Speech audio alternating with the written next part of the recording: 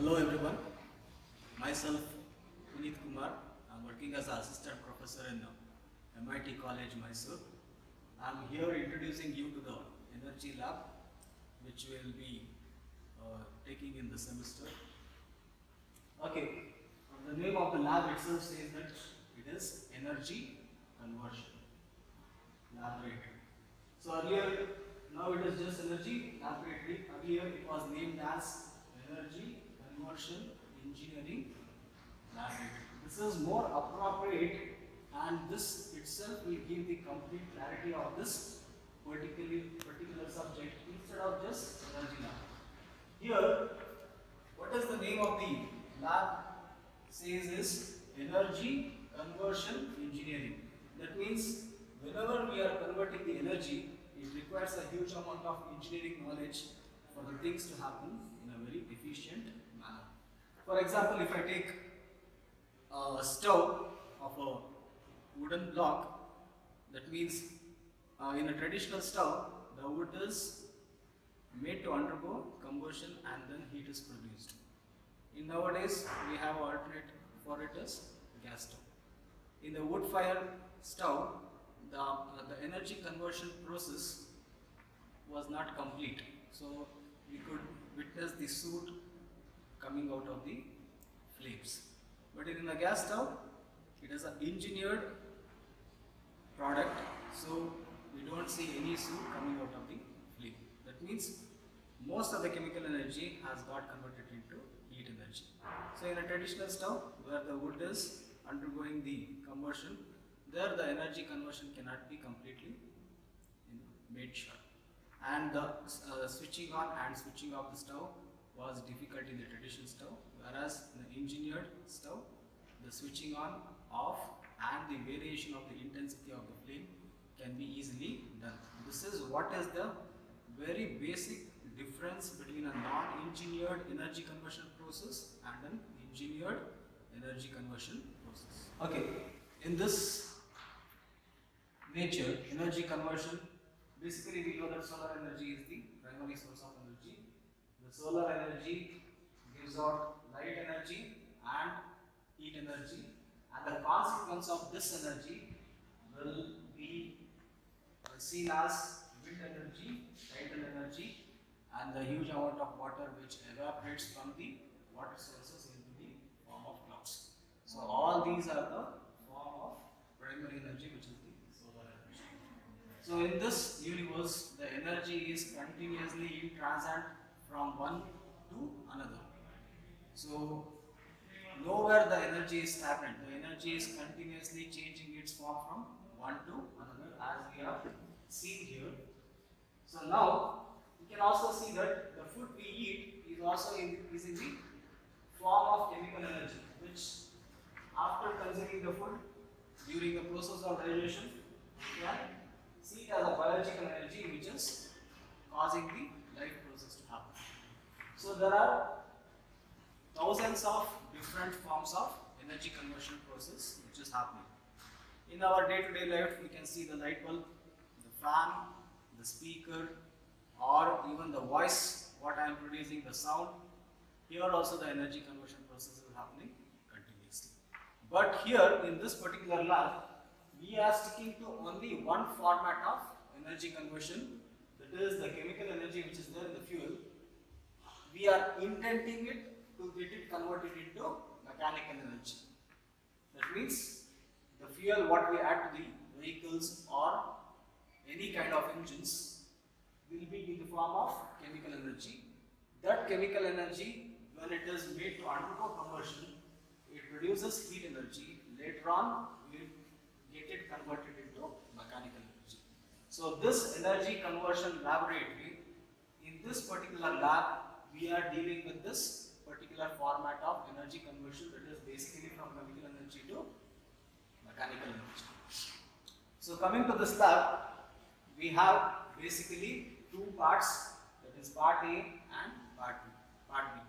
So basically, since it is a chemical energy to mechanical energy, so what are the different devices which help or make the possible possibility of converting chemical energy into mechanical energy. Which are those devices?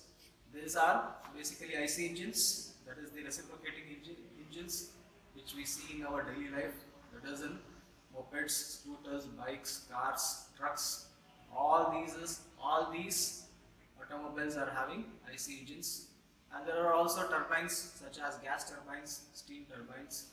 So all these are the devices which helps us in converting from chemical energy to mechanical energy. So that means basically we are speaking how to convert the energy in an engine from chemical to mechanical. So it is also called as engines lab. The other name is also can be called as engines lab. So basically this laboratory can be divided into two parts. The part A speaks about the properties of fuel and lubricants. For an engine, there are two different fluids which are of very key important. That is, one is fuel and another is lubricant. The fuel is the source of energy, as we said, in the form of chemical energy. So the very major property of the fuel which we will be discussing here is calorific value. Under the fuel, we will be discussing calorific value. There are different kinds of calorimeter. One is for solid, liquid and gas. So that is what we will be discussing in part A. Once it comes into lubricants, we will be discussing the very key main property of a lubricant is viscosity. We have different kinds of devices to measure the viscosity of the lubricant at different temperatures. So this is all about the part A experiments. Coming to the part B experiment, we will be looking into the mechanism of different types of IC engines. That is, it might be a petrol engine, diesel engine, a petrol 2-stroke engine, a petrol 4-stroke engine and a diesel 4-stroke engine. Here also we can categorize as single cylinder, multi-cylinder, and also we will be doing the performance testing of all the engines, and we will be calculating the various types of efficiency such as mechanical efficiency, thermal efficiency and other different forms of efficiency. These are the part A experiments. You can see this is a bulb calorimeter. This is used to measure the calorific value of a solid fuel. Going to the next experiment, we have Seybold viscometer, where we are using this particular instrument to find the viscosity of a lubricant which will be used as an engine oil in engines. Coming to the next one, this is another kind of viscometer. It is to be called as Redwood viscometer. Going to the next experiment, this is Abel's flash point. So this is flash point is the temperature, minimum temperature at which the fuel gets or undergoes under a flash. It is basically for the safety of storing the fuel and during the transportation. Flash point is a very crucial property of the fuel. So during the storage and transportation, knowing the flash point is very essential to avoid any case of any kind of disasters. Going to the next one. This is another kind of flash and fire point measuring instrument. Okay. You can see here, this is a place where we will keep the thermometer, and we will see that at what particular temperature the fuel is undergoing the flash phenomenon. The next one is, this is another kind of viscometer. This is called as torsion viscometer. So on the upcoming days we will be conducting experiments on every individual experiment. Next is, this is a 4-stroke single cylinder diesel engine. 4-stroke single cylinder diesel engine. It is loaded with a rope brake drum dynamometer. Every engine is loaded to different kinds of dynamometer. Here you can see it is loaded to a rope brake drum dynamometer. The next one is, this is a VCR petrol engine. The full form of VCR is variable compression ratio petrol engine. So by moving the disc what is visible on the top, you can change the clearance volume, thereby the compression ratio can be changed. The next thing is a 4-stroke single cylinder petrol engine. So it is loaded to a generator. The loading device is the eddy current generator. The next one is a multi-cylinder petrol engine. So we have multiple cylinders and it is loaded to a hydraulic dynamometer. 2-stroke petrol engine. So it is also loaded to a eddy current generator. Next we have 2 experiments here. One is for timing and this is for drawing the ball timing diagram of a diesel engine. This is basically a 2-stroke petrol engine. In a 2-stroke petrol engine we can see that there will be no valves, there will be ports. So when is the port going to open and close will be understood by this experiment. In the same way, here we have a cut section of a single cylinder diesel engine. Here we can see that at what point of time the valve is going to get open and close by conducting this particular experiment.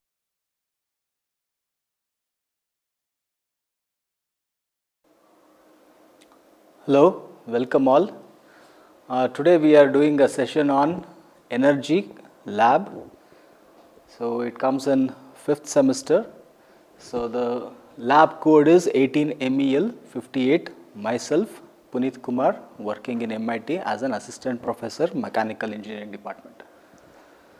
So the name of the experiment is flash point.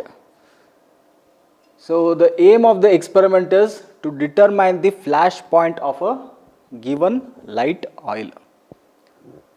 So usually in day-to-day life, the fuels what we use is petrol, diesel, kerosene, and nowadays we are also mixing biodiesel with diesel. So these are the commonly used oils or fuels in day-to-day life. So let us go through the definition of flash point. It is the minimum temperature of the oil which forms an explosive mixture with surrounding air and ignites a momentary flash on application of test flame to it. So let us understand the construction of the experimental setup and then try to understand the phenomenon of flash point. So here we have a vessel which is filled with water and into it we have a oil cup which is filled with a given oil. It might be petrol, diesel, biodiesel, kerosene, anything. And then the oil cup has been provided with a stirrer and also with a thermometer. This is the indirect type of heating. The heating coil is present to the main vessel where the water will be heated first and later the warm water or hot water will be heating up the oil. This setup is done just for the sake of uniform heating so that the oil gets heated uniformly. Okay, now let us understand what is the necessity of finding the flash point. It is one of the specification of the fuel or oil. Basically, flash point is found for the purpose of safety during the storage and in transportation. Without flash point, the situation might become, or without knowing the flash point, the situation might turn into disasters or any kind of accident can take place. Okay, for that reason, to know the flash point of any oil or fuel is very much essential. And today we will be finding or we will be knowing how to find the flash point. So here let us read the definition once again. Here the very significant terms are minimum temperature at which a momentary flash on application of test flame occurs. That is, suppose looking into the examples, let me take diesel. Suppose if I have filled diesel in this cup, now let me say the room temperature is 28 degree centigrade. That means to say the diesel also will be at 28 degree Celsius. So now if I put a test flame here,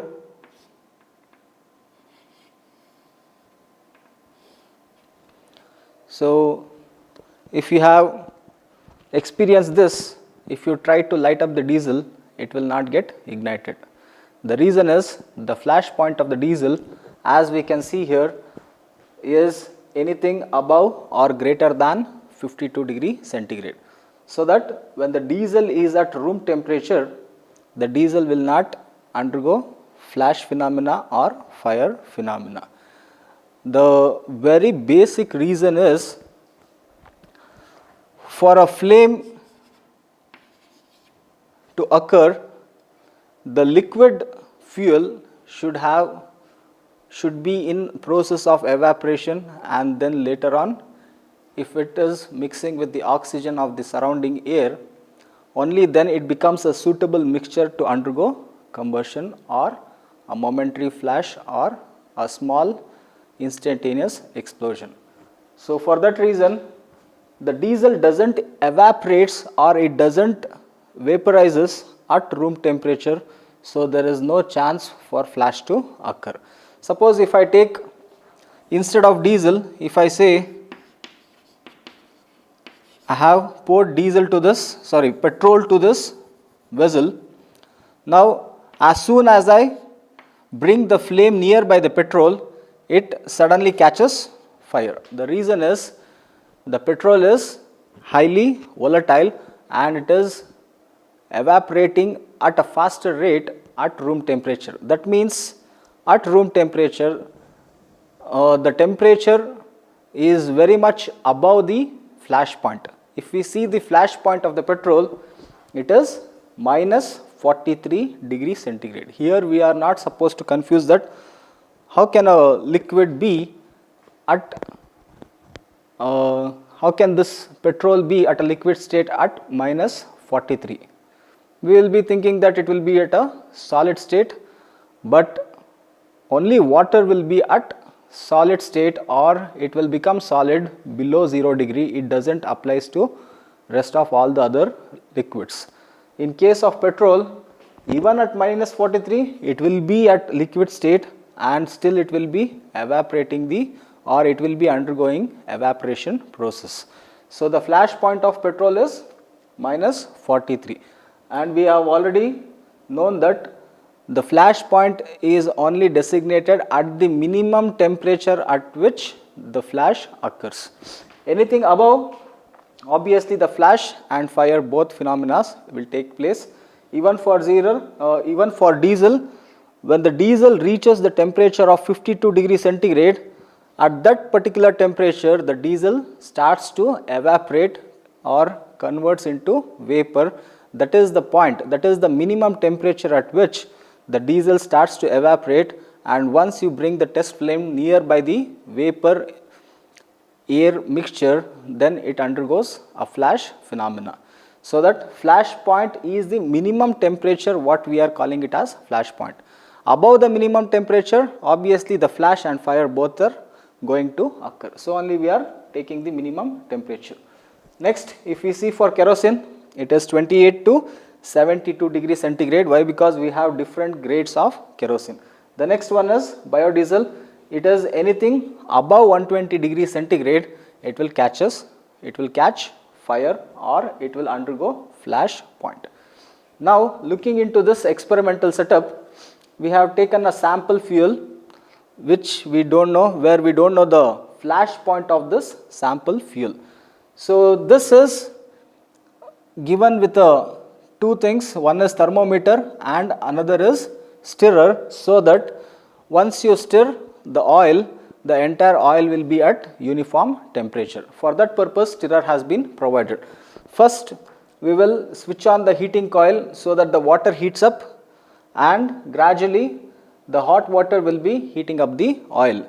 During this process, what we need to do is, obviously we will start at room temperature. For every 2 degree, we will be just taking the we will take the test flame nearby the fuel vapor mixture by opening this lid. This lid can be opened whenever we are bringing the test flame nearby. So let me say now it is 28 degree. I have turned on the heating coil. So after 2-3 minutes it would have reached 30 degrees or 32 degrees. So each and every 2 degree rise in temperature, by looking into the thermometer, we will be opening up the lid and then bringing the test flame nearby the opening and then see whether the flash is occurring or not. So after every 2 degree, if we keep on doing the experiment, finally at some point of temperature the flash occurs for the very first time, and then at that temperature we will be noting the flash point of the given sample test fuel. Now after doing many trials, we have reached to a point of nearly 48 degrees centigrade. That means to say, what I am trying to say is, after 35, every 2 degree rise in temperature, we have taken the flame towards the opening of the lid and we have tested for flash point. Till now there is no any sign of flash which has taken place. So for the very first time, still the flash has not been taken place. Let us see what is going to happen at the temperature of 48 degree centigrade.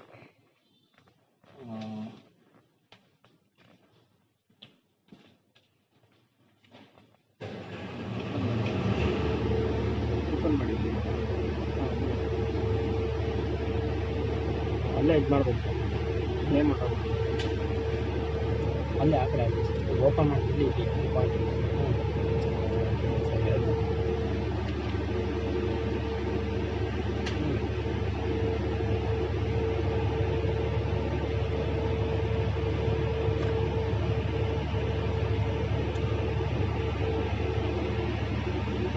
So for the very first time we could witness that at 48 degrees centigrade the flash has occurred, and according to the definition of the flash point, the minimum temperature should be registered. Even after further heating, the flash continues to occur, but we cannot take those temperatures. So it is the very first time the flash is taking place, so only we are taking 48 degrees as a temperature and mentioning it as a flash point of the particular fuel, which is the diesel oil which we have filled in the oil can. Okay, let us also see the construction. This is the entire body is containing of water vessel into which we have put the oil can, so that the heating will be in a uniform manner. You can also see that there is a heating coil which is first heating the water bath, and later on the water is gradually heating the oil can. So this arrangement is made such that it will not cross 100 degrees centigrade, that is one thing, and it will create a condition of uniform heating. Okay, after the conduction of the experiment, as we have seen already in the laboratory, we have tabulated the results in terms of degree centigrade. The results are in terms of temperature. Already we know that the aim of the experiment is to find the minimum temperature at which the flash occurs. So the test fuel what we have taken here is diesel.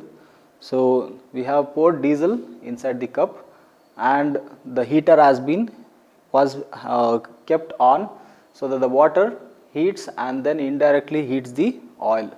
So during the entire process we need to stir then and there, so that the oil temperature will remain uniform. So first, as we know, the test fuel is diesel. So I have started from 35. We have already seen that few fuels flash points. So diesel was little bit above, greater than 53. So we have taken starting from 35. So the next temperature, so at 35, so I have opened the lid and kept the test flame near the opening, and we have tested that. As we saw in the laboratory, there was no flash. So we moved on to the next value at 40 degree. To attain 40 degree, we waited for a little while so that the oil rises to 40 degree. Once it reached 40 degree, once again we repeated. We opened the lid and once again kept the test flame near the opening. So even then there was no flash. Then we moved on to 45 degree. Why we are taking 5 degree ranges? We already know that the diesel flash point is anywhere above 50 degree. So I am taking 5 degree difference at the starting trials. Once it is 45 degree crossed, then I will rise by only 2 degree, so that we will get the exact value of the flash point of the particular diesel fuel. So next, once again we went for 47. Once again we repeated by keeping the test flame. Still there was no flash point. Next was 49. Still there was no flash. Next at 51, when the oil was at 51 degree centigrade, which was shown by the thermometer, once we kept the test flame, there was a spontaneous flash which took place. So this is the point we were waiting for, and then we have written the observation of flash as yes. So we will be stopping the experiment at 51 degree centigrade. Why? Because it has no sense, or there is no meaning once it crosses 51 degree centigrade. Yes, obviously at 53 degree also, if you put the test flame, the flash will occur, but we cannot call that as flash point. Why? Because we should always capture the minimum temperature at which the first flash occurred. So I will be stopping at 51 degrees, and from here onwards, whatever temperatures we have written, we have just cut it down so that the experiment ends up at minimum temperature at which flash occurred. Okay, from this we know the result of this experiment is flash